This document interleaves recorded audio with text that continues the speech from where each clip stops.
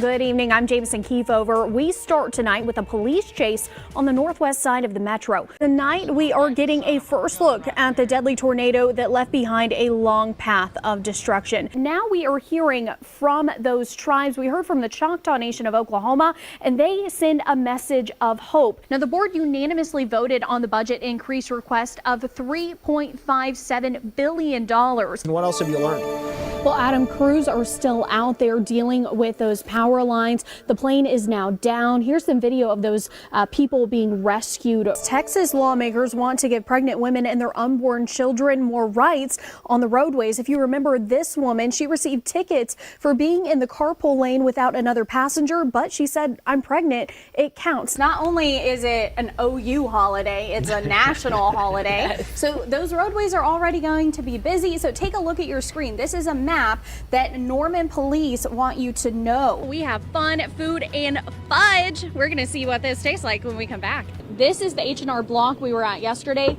Now they have the doors boarded up, these windows boarded up. Most of these windows were blown out. The biggest area that we've seen some changes since I last spoke with you was crime scene investigators really taking a closer look at this truck. With 500 high-paying light blue-collar jobs, this is exciting for Oklahoma City and the job growth here, but we haven't heard much from state or city leaders. Oklahoma City tells us that they're in a non-disclosure agreement with Canoe, not saying anything about the plans just yet.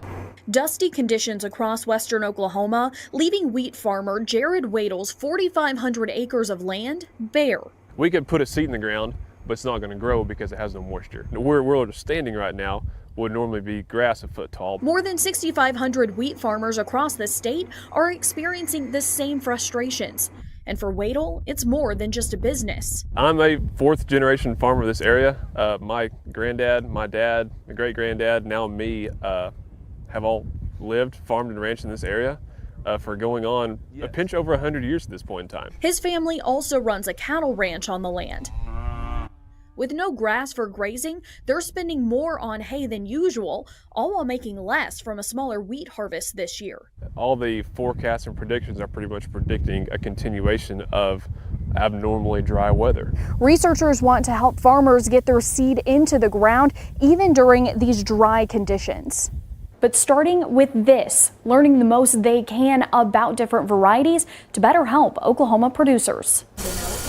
Oklahoma State University's Wheat Improvement Team is developing drought and disease-resistant wheat varieties. That's where we are investing our resources and our time. It's doing the best we can to prepare for future climate change. But a variety of wheat could take more than a decade to develop. There are a lot of research going on now and doing the best we can to prepare. We're kind of limited just because wheat hasn't had the research and the funding that other crops have had, but obviously the folks at OSU know exactly what they're doing. Wadel is letting the dust settle and says he'll get something in the ground as soon as rain moves in, as his family's land depends on it.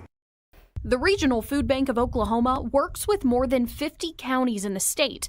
Since 2020, more Oklahomans are seeking out their services, especially right now. Our pantries, our partners definitely see an increase in need around the holidays time, and so they will order additional food to make sure they're able to meet that need.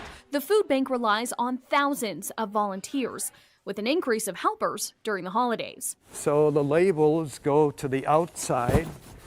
Steve Cage has spent 6 years volunteering at the food bank. Well, you walk out of here feeling like you've made the world a little bit of a better place. Once you sign up to volunteer online, you'll pick where you want to help. Basically, you have 3 options. And Steve's done all of them, including the Food Resource Center and more that serves as a grocery store. Where we make meals for school-age children and senior citizens. And then the Volunteer Center, which is what you're seeing right now, where we do so many things. Or stay in Oklahoma City at the Regional Food Bank, helping out in Hope's Kitchen. Volunteers line up and help pack food packets all together. And you may just be one volunteer in a line of many, but it makes a big difference even after the holidays. What we always see every year, though, is a big drop-off in January and February, and we still need volunteers in January and February. Volunteers saved the food bank $1 million in labor costs last year, helping them put more food out there to Oklahomans in need. Jamison Keefover, Fox 25 News. Officials and witnesses said the execution of Benjamin Cole had no complications. His official time of death was 10:22 after spending his final words giving a 2-minute religious speech. Afterward, the victim's family, Brianna Cole, said today is Justice for Brianna Day after their 20-year nightmare ends.